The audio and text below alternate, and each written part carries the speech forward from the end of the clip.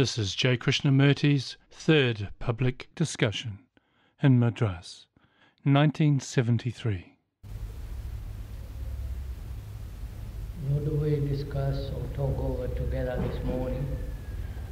We were talking the other day about observer Sir, and the observer. do you want this? What is this? Recording. Who is asked you to record? Recording for myself. No, sorry. It's distracting itself from people and for me, so please. May I go on? Just a minute, sir. May I go on, sir? Yes, please. Sir, we were talking about observe and observe the other day. And when I look at myself, what takes place within myself, say envy. The observer, without any abstraction, I can very well understand I am envy. But how far it is applicable in other fields of activities which are external to it? That is, I now listen to you. I am now listening to you. How can I, the observer, be you, the observer? Or, may I put it more explicitly, I observe the microphone. How can I, the observer, be the observer, the microphone? What were you going to say, sir? Sir, we will discuss sleep, healing process, and whether sleep can be converted into meditation so that one can be ever fresh as you are, sir. Sir, you point out that one should put the right question to get the right answer. What is the right question? I think basic violence starts from doing jobs. What's up? All violence stems from the man having to do jobs. I can't hear. Violence stems from man having to do jobs. Why is man forced to do work? Violence stems from a job. What? Jobs are economic wild food. All violence stems from seeking job, a competition in jobs. Right. All violence springs from the competition of jobs. From doing jobs itself. Yes, I understand. Sir, one who is in the absolute, that means one with the passive, choiceless awareness, can he jump out in the field of discussion at the same time? If not, then why do you speak hard? Occupation of mind. Beg pardon? Occupation of mind. Occupation of mind. Speaker has been suggesting that violence should be put to total attention, which will release immense energy, and also to remain with violence. Does it mean one will remain quiet and subject to violence and aggression due to unjustified envy?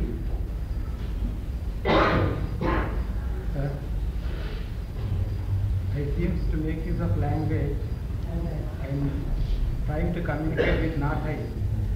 But why does he have to use language even in introspection? Sir, you spoke about the transformation of the mind. Now the transformed mind sees with great clarity and accuracy all the suffering and agony of the world. And it can see this without distortion. But it is not at peace as long as it is this. Understand. What can we do? Understand, sir. One more question, sir. What is the point of mutation, where you see the old has lapsed and the new is coming? Could you please tarry at that point so that we don't miss it? We seem to miss it all the time. At least I do. So what is the right question? Yes, miss. During your talk the other day, sir, you said that if I must seriously face the world, which is myself, I must free myself from the accumulated knowledge, that is the experience of the past. You further said that if I must observe the present, which is the observer, without the past, that is the observer, Right, sir. then I must function beyond the field, outside the field of thought. That is, I must go beyond the thought, because thought has created the past. Well, sir, my question is, if I must observe the observer without the observer, then the observer becomes the observer. And when the observer becomes the observer, there is nothing to observe, sir. When is understand, sir. Is that not meditation which the Upanishads speak of? No. I give up. May I, amongst all these questions, take one question that will involve all the others? What's the real nature of man, sir? What is the Real nature of human being? What is the real nature of human being? May I Sir, take... one sir. What is the difference between animal and human beings? I will not ask. Sir, please. Why it is the animal has no any college, universities in the forest? Why is the animal having this? Right, sir. You have had your say. Now let's get on with it. May I take one question that will cover all the rest of the other questions? May I do that?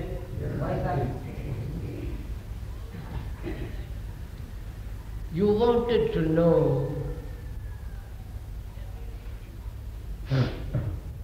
whether during sleep meditation is possible. And also you asked, if I may repeat, what is the observer and the observed, and is the observer, when he is not the observed, what is the observed, and so on. So shall we take that one question? I think we'll cover the rest in understanding what is the observer and the observed. Shall we do that? Yes. If it interests you, and if you are serious about it, let's go into it.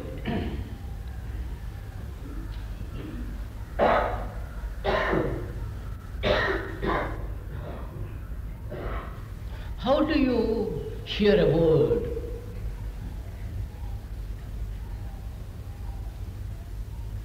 Word like violence, like love, like beauty. How do you listen to those three words? The word beauty. What you hear that word, and what is your response to it?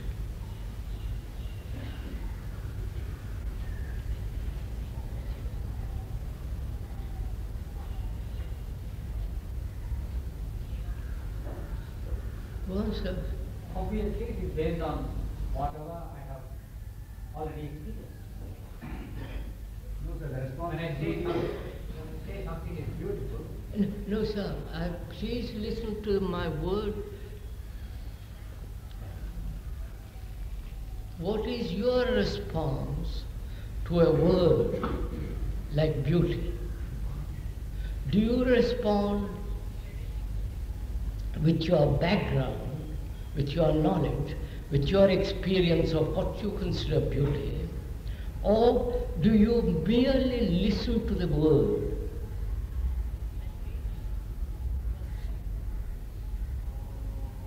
Only with the background. They respond with the background, sir. Sir, do take little time to consider what the speaker is saying. The speaker is asking, do you respond to that word with your particular opinion, judgment, evaluation and experience, or do you just listen to the word?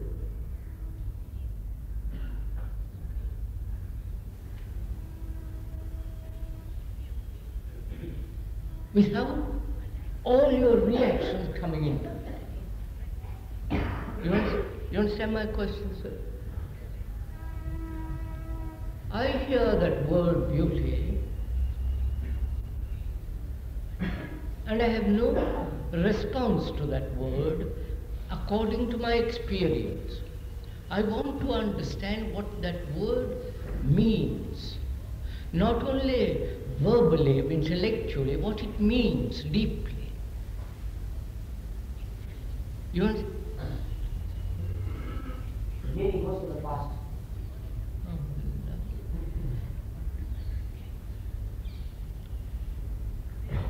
All right, I'll take another word.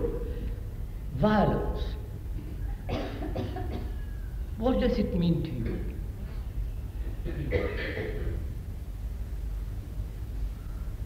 Hate? You like it or don't like it? Or you enjoy violence? What is the significance of the word itself? What does it touch? Where does it touch you? You understand what where does that word, what is the penetration of that word into your mind? I feel far.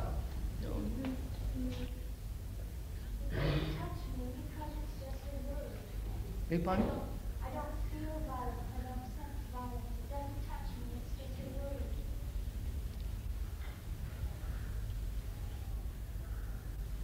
Why don't you take the word God? God, right. Take the word God. You love that word, don't you? Which means absolutely nothing, but doesn't matter. Take the word God. What does it mean to you? The word, not all the significance you give to the word. Is there a difference between the word and the connotation of that word without all the translation, interpretation that is awakened when you hear that word? And this is fairly simple what I'm asking, or am I asking rather a silly question? The word by itself does not mean anything. What's that? The word by itself does not mean anything. The word by itself doesn't mean anything. Is that so? No, sir.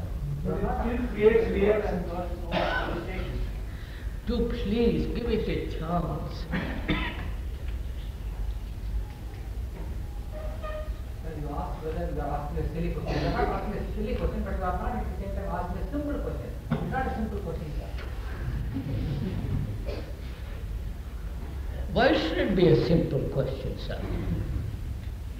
I'm asking at least what to me is fairly clear, and I may not be able to convey it to you.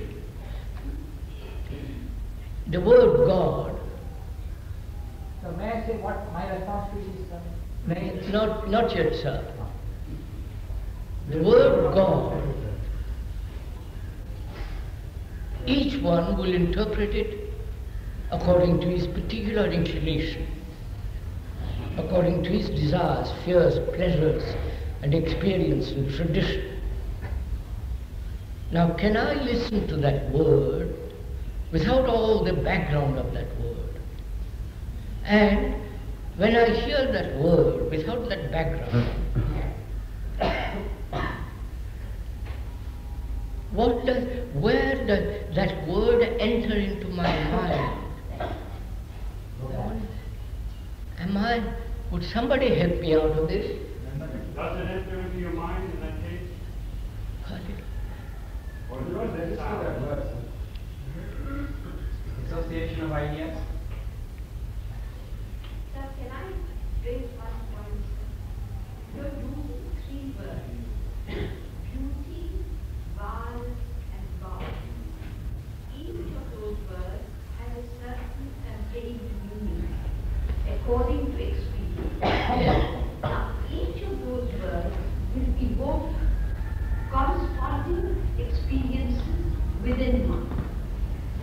As long as you're using language, the response from that storehouse of memory which contains that word Yes. is simultaneous. That's what we were saying, yes. Simultaneous. Yes. So the three responses responses necessarily be different. It may come from the same storehouse of memory, but the three responses can be different because the I understand. So when you say, how do you listen to those three words? You seem to be postulating a state. You seem to be postulating a state. Little louder, please. You seem to be postulating a state where the source from which the response arises, or whether it does not arise, is this storehouse of memory and has nothing to do with the words. All right, listen. I understand the question. You have understood what she said. Now let's forget what I have said. When you hear the word God, what is your response to that word? Love. Huh? Love. Love. Revulsion. Some power beyond me that cares. That is my total response to it. Some power beyond me that cares, not only for me, but for the whole world. That is your response, is it, sir? No, that has been the response all over the ages, throughout the world. God's name even makes the sin and hatred may also be. Is that your response, sir? Yes, sir.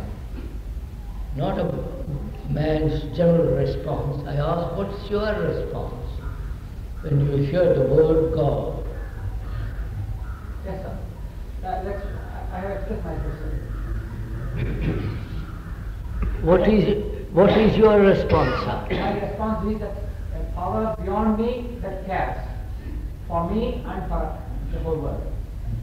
So that to you the word God means something beyond me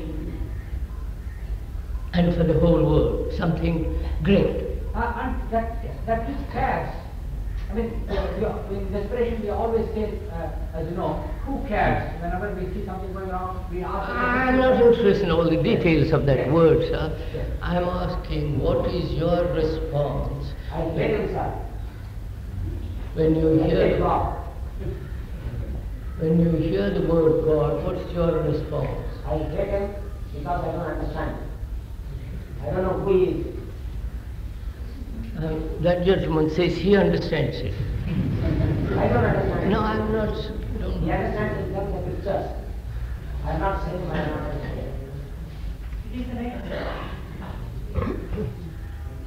It is definite that there will be some response. Is your response, no, right, isn't your response from your condition? Huh? Isn't it? Yes. Huh? It is the response to the condition. Isn't it, sir? That gentleman is rather hesitant. I am not able to escape. Sir, we are not trying to escape one. Do please stick to something. What is your response to the word of God? The word God. Sir. Is it the response of your condition? Yes, sir. Mostly. Please, sir.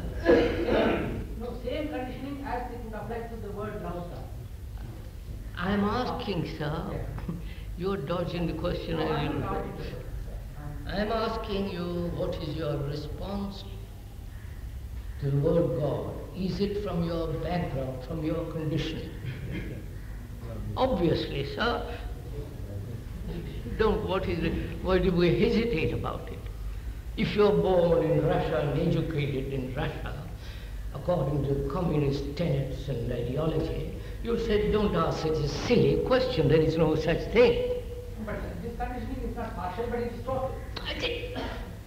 You are inventing all this. So you are responding according to your condition. Therefore, you are not listening to the meaning of the word and its significance in itself without the background. I want to listen to the word God, I know nothing about it. Right? Don't let's pretend because you believe in God, you love God, that you know something about the poor word. You don't. Right? Right, sir?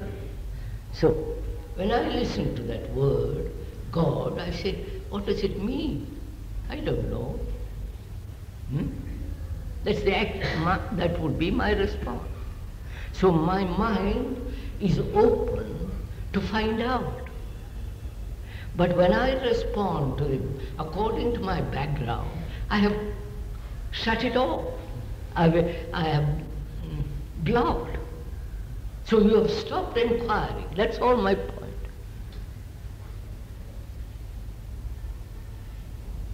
Like the word beauty, what does it mean? Let's forget God. You know nothing about it. You just have a lot of belief, and like that gentleman, he says universal and all the rest of it. But actually, you know nothing about God, and you live on a lot of words and tradition and do the rest of the mischief the rest of the day. Now, what does beauty mean to you?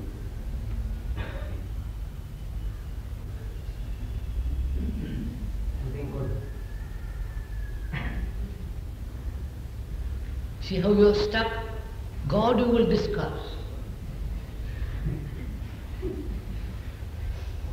Something good like a far outside. Something like that. What?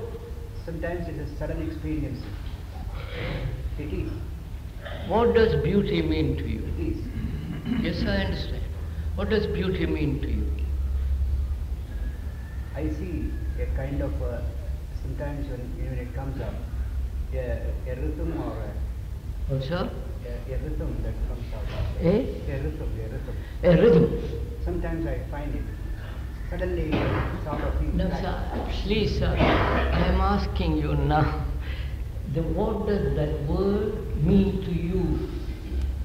Sir, something which is in me, which I can feel and I can experience and I can respond. It doesn't mean anything to me, sir. I see it at the time when it happens. I am asking now, sir, not when it has happened. Now, at the present moment, you sitting there and I sitting here, what does that word mean to you? At present, nothing. Huh? Nothing. Nothing. That's good. Now, please, what does it mean to you? To me, it means something which is in me, which I can feel, which I can experience, and which I can respond to.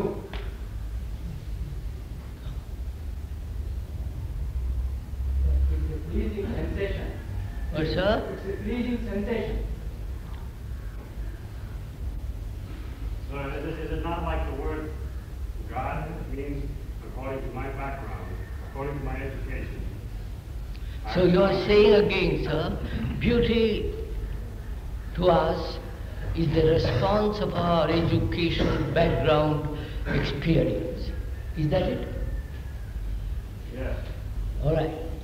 What is it? Violence. What does that mean? Again, translated according to the background. Is that it? Yes, sir. So, violence, beauty, God is interpreted according or responded to according to our background. Right? Even if these words are non-existent, the same thing will be there.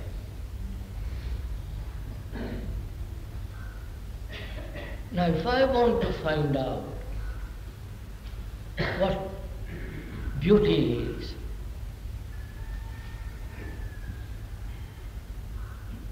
must I respond always according to my background? I want to find out, sir, what God is. I'm taking that word as good as any other word. Love, anger. I don't place God at a higher level and anger at a lower level. They're all words. Now I want to find out what is love. Or what is violence? Or violence. Let's stick to that. I want to find out what is violence. If I respond according to my background, I've already understood it. intellectually. I've already responded to that word, and it is nothing new. It is a response from the past. Right? So that response from the past merely gives a continuity to the meaning or the significance of the word which the past has given to it. I see that very clearly. Now I want to find out what real violence is without the background. Right, sir? Can I do that? Is it possible for me to look at violence without the background? No, sir. No. Is there such a thing without the background? What? Is there such a thing without the background? Is that? Such a thing. We are going to find out, sir. Is there such a thing without the background? I want to see violence afresh. You understand, sir? As though I've never seen it before. If I see it always according to my background, there is nothing new in the world. Right? Love, God, sex, whatever you like. There is nothing new in the world. I want to see if it is possible to look at violence as though for the first time in my life. You understand, sir? Now, is that possible?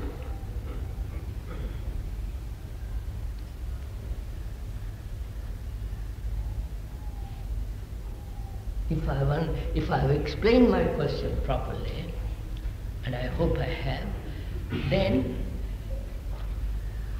is it possible for my mind to look at that violence afresh as though I had never seen it before? Which means I must understand that the whole problem of the present, right? Not possible. I give up. So I'm violent now, and I want to understand it. I look at it as though an extraordinary thing happening in me. Right? Right, sir? As though for the first time I realize the strange phenomenon called violence. I have not named it, I have not given a significance. There is this feeling of wanting to hurt somebody. And I look at it. Can I look at it without the background? Right, sir? That means, can I look at it as though the present is the ground in which violence has risen? Right? The present. So, to me, then the problem is, what is the present? You understand what I'm talking? Not violence, but the ground in which violence at the moment takes place. Am I conveying anything, or am I introducing something extraneous? You're all asleep, I don't. Great, sir. So I have to understand what is the present. Right, sir? So can my mind be free from all the accumulated past and is the present free from the past, and what is the present which has no time?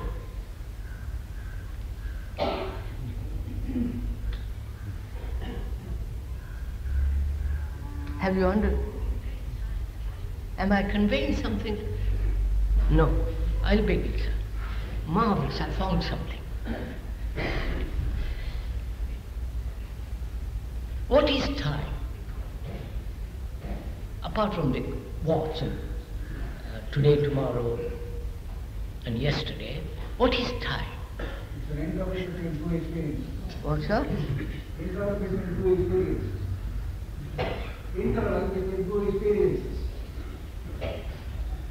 An interval between two experiences. Is that time?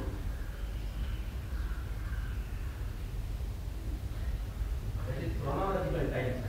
Huh? Between two experiences is chronological time. Time to be watched. We have said that, sir. Don't go back to it. We are asking, what is time? A movement. Huh? A movement. That's right. Time, is this what you have read somewhere or is it your own? See, the people repeat that which they have not experienced directly, and therefore it is valueless. Time is movement, isn't it? To go from here to there. Both physically and psychologically. A movement. Right? Movement is from a fixed point to another fixed point. Right? Oh, come on. Right, sir? I want. And this movement is the past through the present becoming modified in the future. Right? Ma'am, that's very simple. Huh? The cause, let me put it this way, perhaps you'll, the cause with its effect, the cause and the movement of the cause which becomes the effect, and the effect becomes the cause. That's a movement. The past is moving through the present. Wait. It is moving to the present, back again to the past. Wait. To the past. The movement of the past through the present. The tradition is the past, moves through the present, slightly becomes modified, and tomorrow that tradition is still a movement. So it's a movement from the past through the present to the future. This whole movement is time. Right? We know this very well. This is all our life, from the beginning to the end. This is our movement. From the known, the past, through the present, which is not known, which becomes modified to the future. Now, that is time. The whole movement is time. Right? This movement is thought, of course. Thought, which is the response of experience, knowledge, which is the past, modifies itself in the present through environment, through certain influences, through incidents, accidents, and so on. And that thought being modified is the future thought. So this whole movement is time. Now, is there a present which is not of time?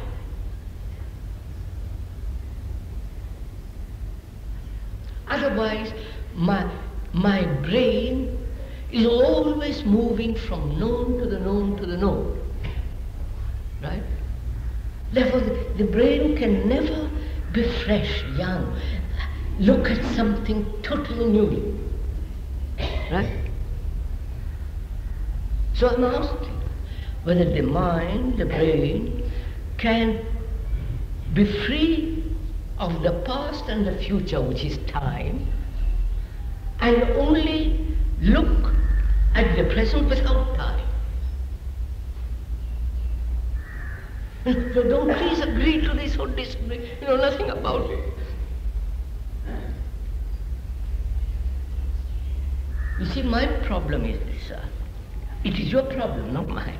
It's your problem is a mind, no, let's stick to the brain. The brain is conditioned. The brain functions in the tradition in which there is security. Right? That's simple. The brain can only function effectively when there is security. Complete security. Whether in the complete security in the worship of an image, or the worship of a state, or the worship of some kind of neurological belief, and so on. Are you following all this, or am I just going on? So the brain can only function within the field of the known. God, yes, I know God. He is universal love, omnipotent. He created the world. He is my father. He is my godmother, and everything else. So tradition gives to the brain complete sense of security. And keep on repeating that. Modified in the present and so in the future. So the brain is always functioning within the field of the known. The movement is within that field, which is time. Now, as long as that brain is functioning that way, there is nothing new. Your gods, your goddesses, your prayers, your communist society, etc., there's nothing new. It is not basically revolutionary. Do you include scientific thought also? Oh, absolutely. I'm going to explain. No. Of course, sir. The scientific knowledge is the accumulation of the known. Wait, sir, listen to what I am saying first, before you disagree. The scientist, when he examines something through a microscope, whatever he does, at that moment, he's just observing.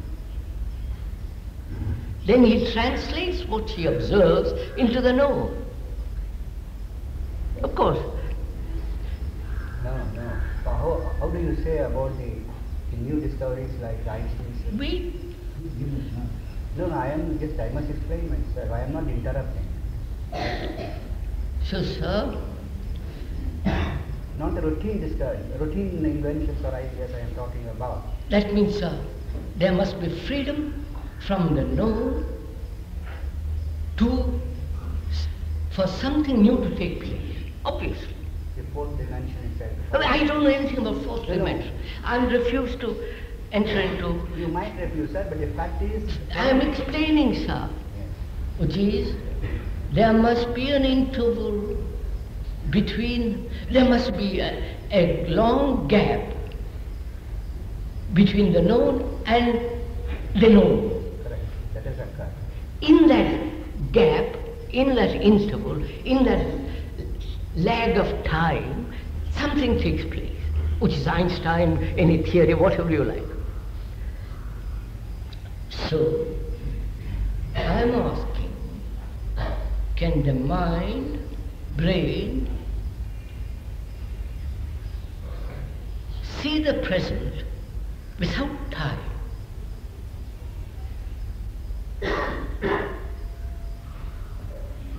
So is it, sir? The actual possibility ceases to become the present. The present itself is. So, put aside what I've said, maybe rubbish. Now, what is the present to you?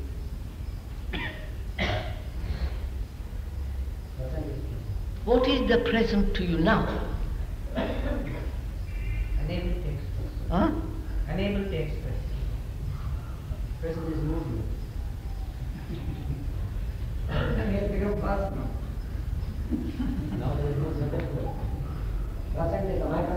minute of moving. I am listening to you, sir. It is good. It is a vision of mind.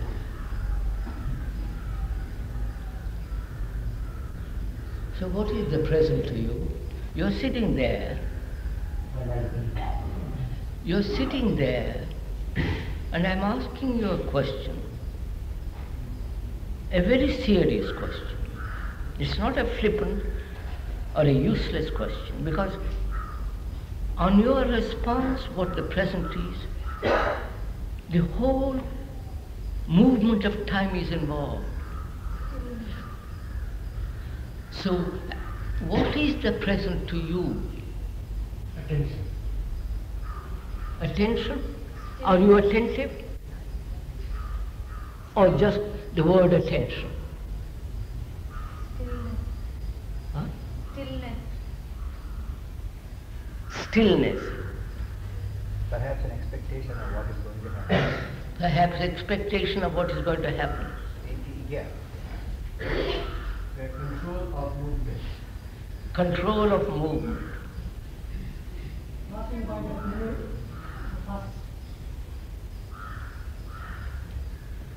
Would it be right to say, I really don't know? Would it be more right to say that? When you are sitting See, just a minute, sir. I will have the courtesy to listen to what I'm asking you, what is the present? Would it be right on your part to say, I really don't know? Just listen, sir. You will let me finish speaking, but I'm asking you, would it be right to say, I never really thought about it? I really don't know. I never questioned that problem. What is the present? I can interpret what the present is, invent a lot of theories, and so on. But actually, I never thought about it. What is the present?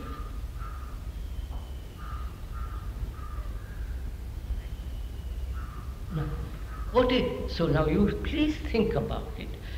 What is the present to you? The present, you understand?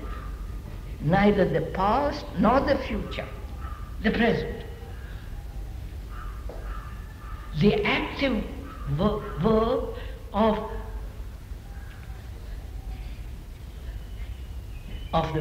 the active word of the movement which has no past or the future, just the present. It's all known. reaction.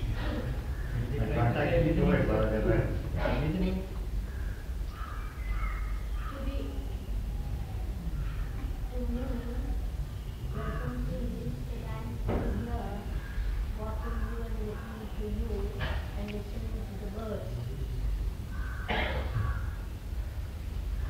Look, when you ask me, when you ask me, what is the present to you? I said, when you ask me what is,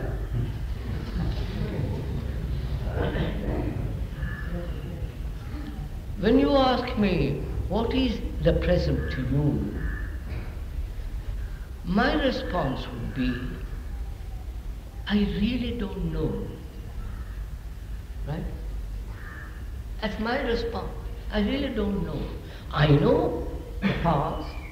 I know how through the past the present is dominated or adulterated, or what's going to happen tomorrow. But actually, I really don't know what the present is. Right? That would be my response. No, in the sense, I have never put my teeth into it. I never entered into that quality of the present. So, I want to find out what that is. But you are not doing that. You say, yes, what is the scientist do? What is the present is this, that, the other thing. You are, which is all traditional response. Whereas I say to myself, I really don't know. I don't know God.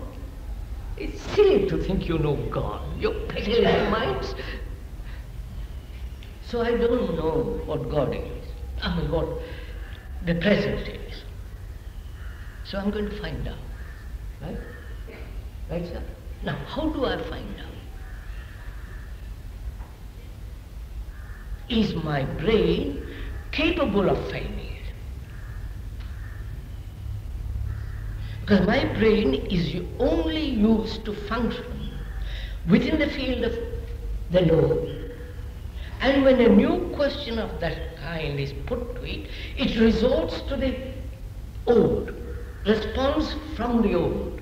And I see that. I say, steady, old boy, steady. Don't operate always in that routine. Hold it. So, to the brain, a new question means a challenge which it is incapable of answering. You follow, sir? Therefore, can the brain answer this question? Or is there another part of the brain which can answer the question?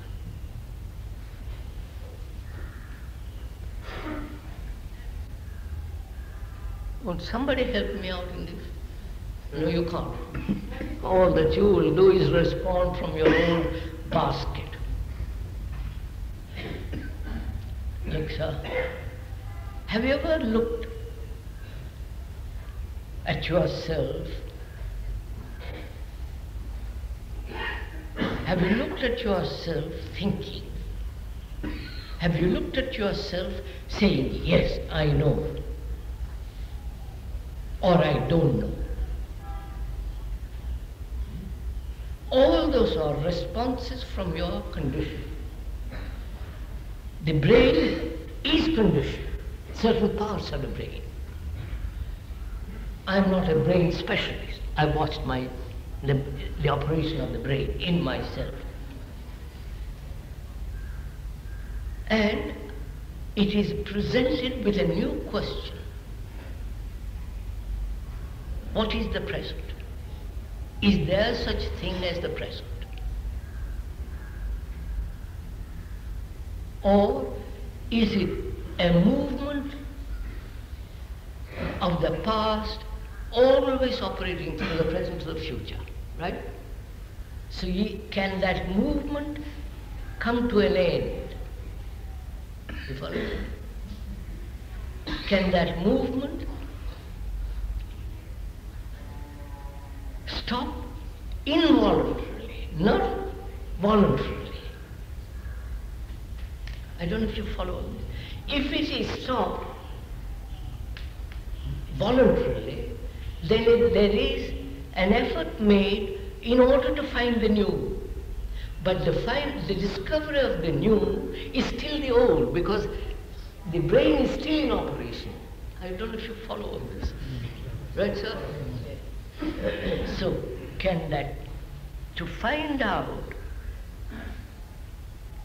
what the present is, time must have a stop. Right? Are you stuck with this? I hope you are.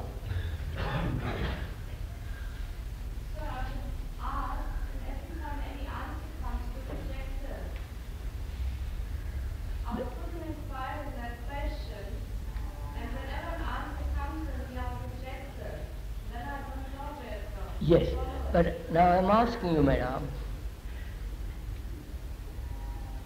can this brain,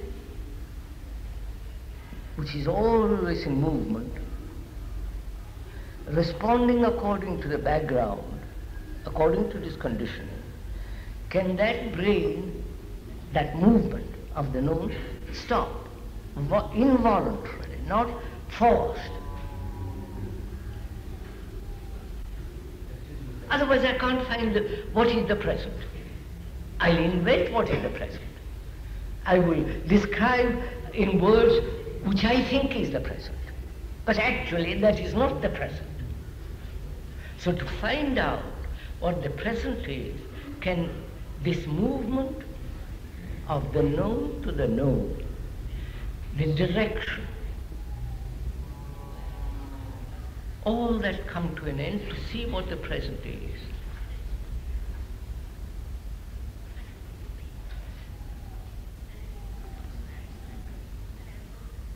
So you are saying the time must stop. I am not saying it.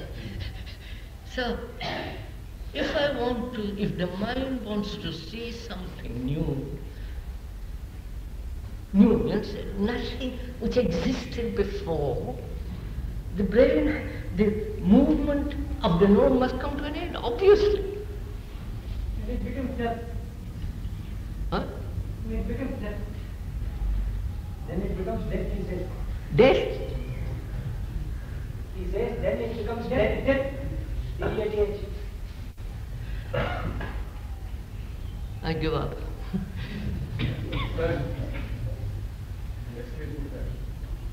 Sir, look, sir. Just look at it, sir. You take your so-called India. It has lived on tradition for the last 3,000 years or more. You have discovered nothing new, socially, economically, religiously. Nothing new. You just repeat. You've become machines. And don't you want to find out of love, out of compassion, out of the misery of India, don't you want to find out a way of looking at all this in a new way, so that a new organization, a new structure is built?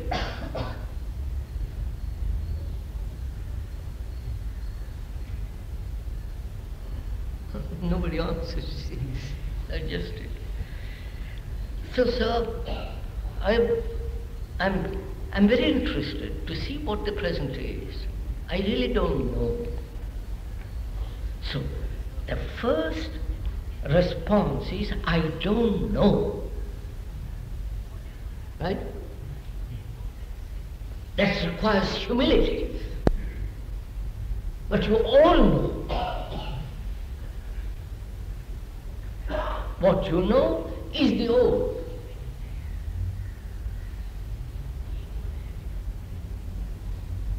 So can you look at life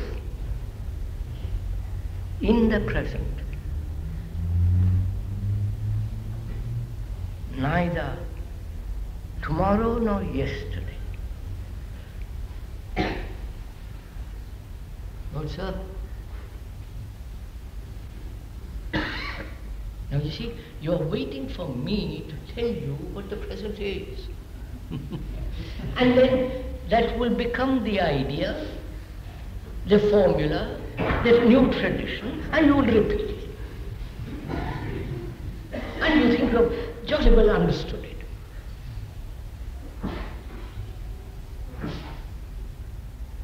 So when you say I don't know, when I say I don't know, then I begin to look. Isn't it, sir? Yes, sir. But first, do you say you really don't know? Yes. That means, sir, not up here only, Yes. but in your heart, in your blood, in that real great sense of a man says, I really don't know, sir. You know what it does to you, sir, when you say, I don't know, in that deep sense? No. You're already describing it. You know what it means to say, I really don't know? Doesn't that mean willingness to know something new? In that state. Can I don't know. you say, I don't know about God. Can you? I'll throw the word out. So I'm not trying. So I'm bringing that word. This gentleman brought that word and gave a tremendous meaning to it. Wait, sir, gave tremendous meaning to it. Words, words, words, words. But do you know anything about God? What, sir? Huh? Listen to it carefully. His voice, the words he uses. He says, I really don't know.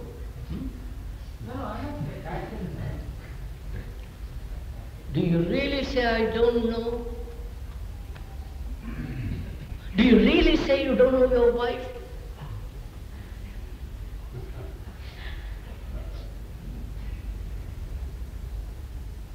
You dare.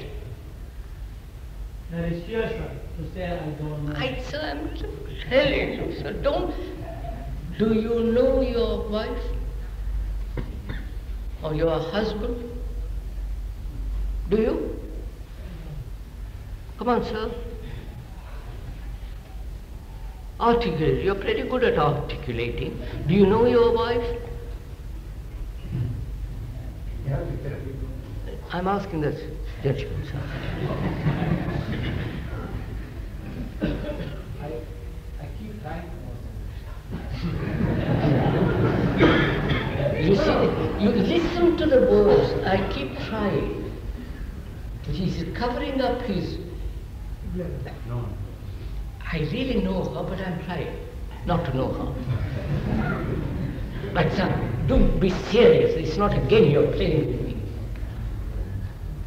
When you say I know somebody, do you know somebody?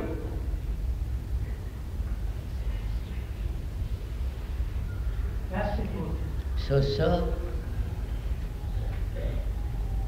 when you're faced with reality, you can't answer. So,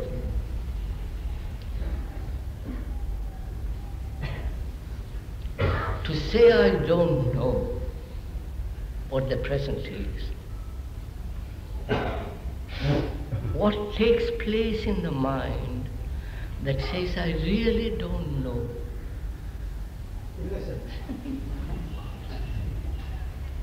Sir, just don't throw words. Look at your mind, sir.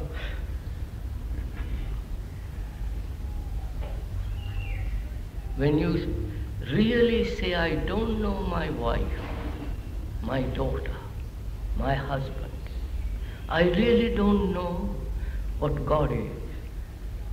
I really don't know what beauty is. The quality of a mind that says, I don't know. It is attentive, sir. Sir, when you say you don't know, what has happened to inwardly to the mind? Non ancora, per favore, non ancora. So please, sir, don't use words that you don't know. Don't. So if it is first hand, repeat it. Otherwise, don't say it. You're just repeating something what you have read or what you think you should say.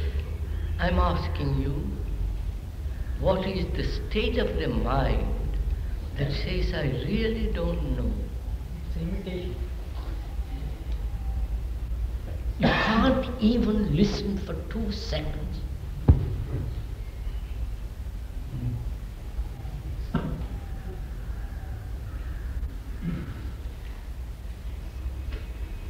Sir, look, a cup is useful only if it is empty, right? A cup, you know what, is useful when it's empty, then you can put something into it. But your brains are already full, right? My thoughts, opinions, judgments, what you have read, what you haven't read, it's so full that it's never empty to find out. I don't know my wife. I really don't know my wife. I have an image about her, but that image is not the wife. So my mind must be empty of the image which I have about my wife. And then only I can say I really don't know. And that's the most blessed state, you understand? To say I don't know is the most holy state, because then you are really humble. You are really say, tell me, I want to find out, or I will look.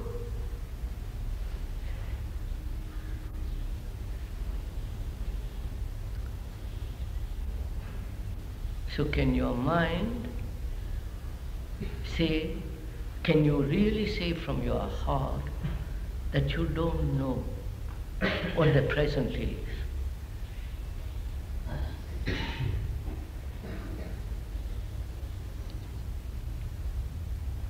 If you can say, I don't know, then what takes place in the mind? And from that action, not just vague theory, I don't know, and act. You follow, sir? I wonder if you understand what I'm doing. We always act from the know, right? An engineer building a bridge, he functions according to the mechanical process of knowledge. And that is generally called action. Now we're asking for an action which is totally new. It must be new, because take your country, this unfortunate country of yours. Politics have failed. Religion has failed. Your tradition has failed. All the books on economics, social structure, sociology, everything has broken down.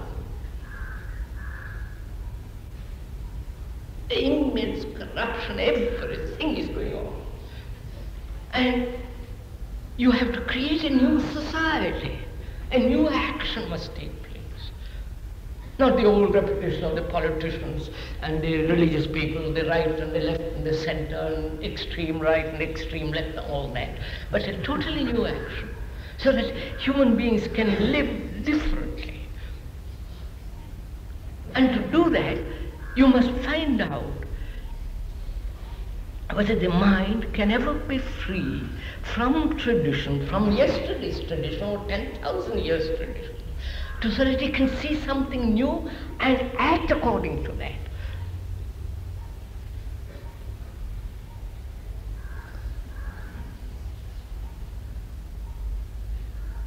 You understand, sir? Now, let's come back. What is the present? You know what the past is. Do you know what the past is? Don't say, I don't know. What is the past? What is your past? Huh? Don't go back to the past life, just begin from now. What's your life? What's your past? Educated, capable of speaking English, Brahman, non-Brahman and all the rest of it, profession, tradition, and what your parents and your grandparents name and so on. All that is your past experience, right? That's simple. And from that past you are looking at this chaos in the world, and the particular chaos in India, right? How can you build anything new out of that?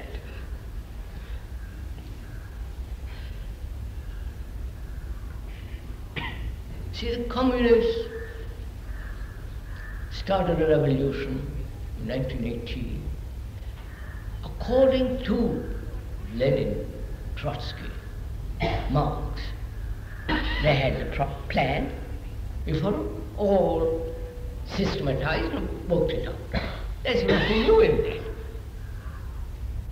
They haven't solved a single problem of human living. And here in this country, everything is disintegrating. You have no longer tradition, you just repeat. You're no longer really educated in the deep sense of the word. So, to create something new, you must come to it as though your mind must be empty to create. I was to be totally innocent. Oh, sir? I asked him to be totally innocent. I don't. Innocent. No, do you know what that word means, innocence? Comes from that word, so it means a mind that is incapable of being hurt. Right? A mind that is incapable of being hurt. Is your mind incapable of being hurt? Is it? You're full of hurts, aren't you, sir? From childhood we are hurt. At school and the house, in college, university, job, everywhere we are being hurt. And out of that hurt, we respond in violence or in escape to some kind of beastly little guru. So we are hurt. Now, take that. Can the mind which has been hurt be free of all hurts? Then the mind remains innocent after hurt. Oh, sir, I'm asking you a question. Please listen, sir. Your mind is hurt, isn't it, sir? Now, can that mind which has been hurt, deeply bruised, kicked around, can that mind be free of all the hurts? So it is can never be hurt, which doesn't mean you built a wall around it. Answer that question, sir. What? What do you mean, no? It will nourish the heart. It cannot be free from hurts. No. Oh, that's all. So what will you do? Keep the hurts?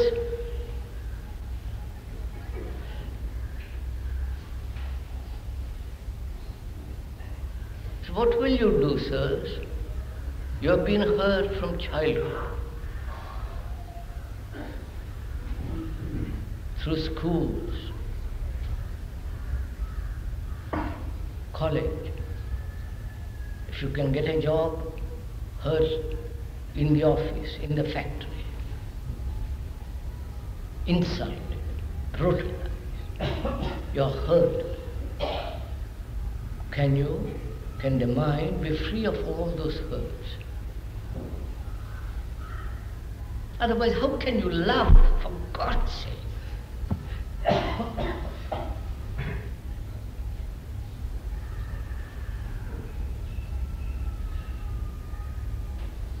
My wife hurt me. My husband hurt me because he slept with another woman or chasing another man. I'm hurt.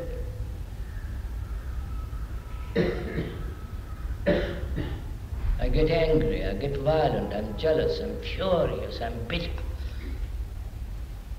frightened. Can that hurt be wiped away so that it leaves no mark? Work at it, sir, find out.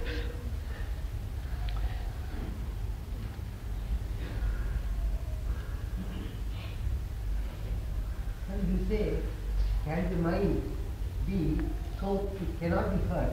Then you say, can the hurt be wiped away?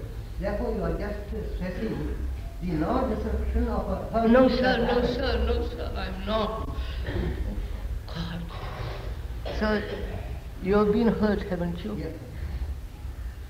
What do you do? Keep it? Huh?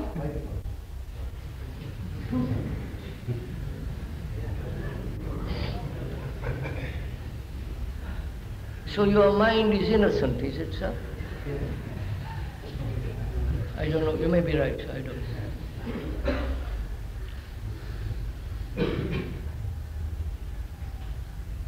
Sir, this is a great problem, sir.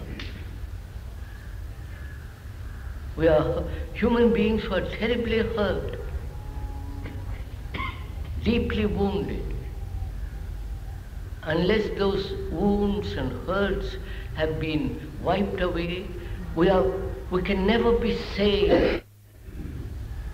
We can never be rational, healthy, both physically as well as morally. And in a country like this, you need people who are sane, healthy, moral. And you cannot have love if your background is that of hurt. So how will you wipe away those hurts?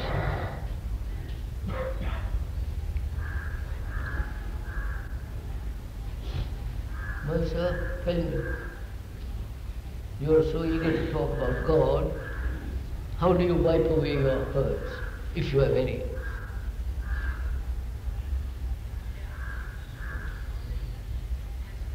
There should be no sense of ego. Huh? There should be no sense of ego. Then how do you wipe out the ego? Ego is built up of past memories. Yes, sir, yes, sir, yes, sir. I know this. How do you wipe away the ego? God. Surrender to God. Surrender.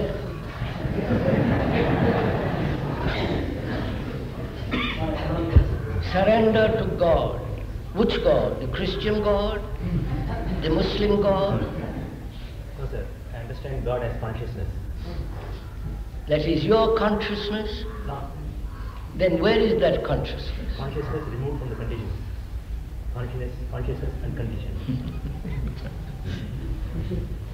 Sir, do please. The wrong definition of God is the greatest love. I'm asking you a very simple thing, sir. We must stop. I'm asking you a very serious and a very simple question which you must answer. You must find how, you must wipe away this hurt. Otherwise you are not a human being. Because if from that hurt you will react, whether that hurt is conscious or unconscious. So, find out for yourself, if you are serious, whether the mind can have no hurt at all. Hurt, you understand? What can we do that at least totally reverse subconscious? How do you know, sir? Is this what you have read from some book or some philosopher? Huh? Russell. Thought out. Thought out. What have you thought out? That your thoughts are rooted in the unconscious?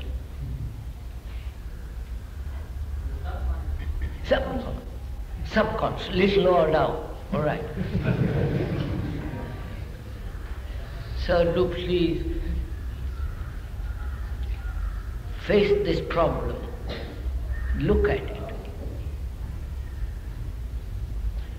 A mind that is hurt is incapable of love, compassion.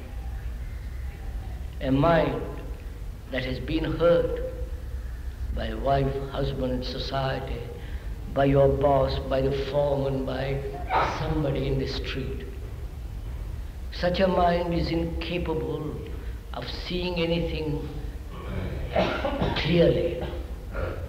Such a mind cannot be sane. And we need sanity. So find out for yourself, please, I beg of you, for your own sake, for the sake of everything around you, whether your mind can be free from hurts and never be hurt again. Which doesn't mean it builds a wall around itself.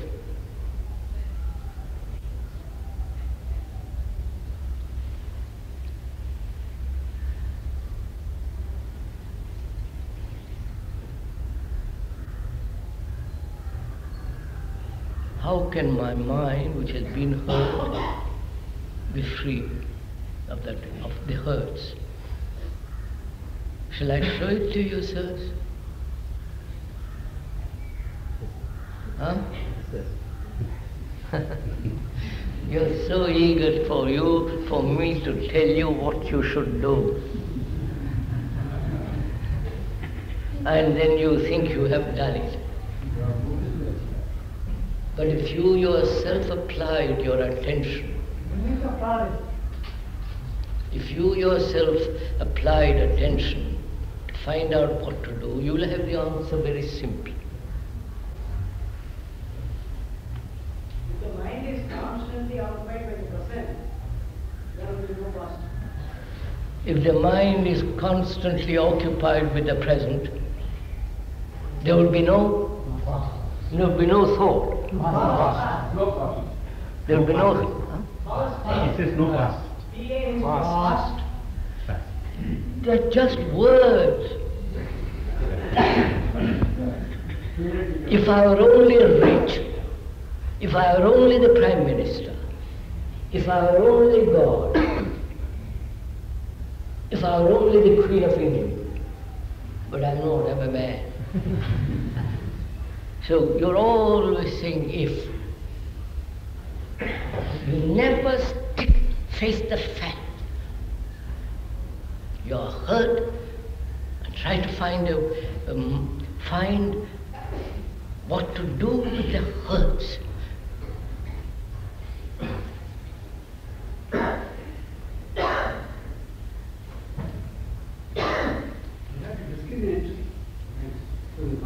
What's that? Discrimination, vichara. Think out and come to a conclusion. It has to Discriminate. Oh, discriminate what? Between the various hurts? Yes. What's that? What's the meaning I think. Sir, I don't have to discriminate, I don't have to describe, I don't have to explain, I don't have to put into words. Somebody calls me a fool, and I get hurt. Somebody calls me an idiot, I get hurt. Somebody says to me, you're not doing your work properly, I get hurt. Somebody tells me you're a blasted little mind, I get hurt. It's happening all the time around me. I go home and my wife says to me, you're an ass. Don't laugh, sir, you're all so silly. Never allow this to Oh, sir, record in your please. brain cells, sir. Never allow this to be recorded in your brain cells. It's not how to learn. Do you do it, sir?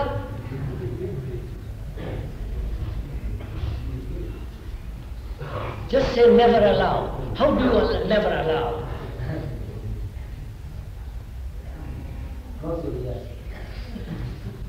You are really living in ideas. You don't live. You live somewhere in ideas. We know what hurt is. We don't have to describe it. Every child and human being has been through this. And can the mind be free of all the hurts? See, you have never put that question even. You accept hurts, you live with them, you get brutalized with them. But whereas I say to myself, can I be without a single hurt?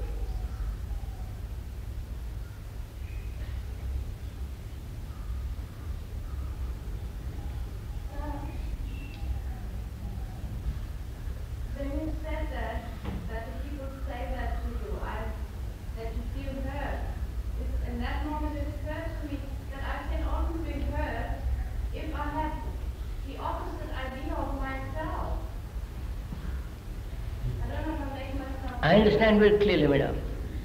If you have an image about yourself, you will be hurt. Can you be without an image about yourself? It comes to the same thing in different ways. Can you be, sir, look, we must stop. This is the last discussion. But go into this for yourself. It's very important to understand this. Much more important than finding out God or enlightenment. Much more important than the sex appetite. Because if you are hurt, life has no meaning anymore. So you've got to find out. There is no book that will tell you what to do. But if you give attention to this, give your mind, your heart to this problem. What is hurt? Why is there a hurt? Why does the image in you about yourself exist?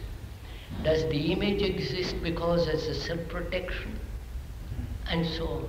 As long as that image and its movement goes on, you will be hurt.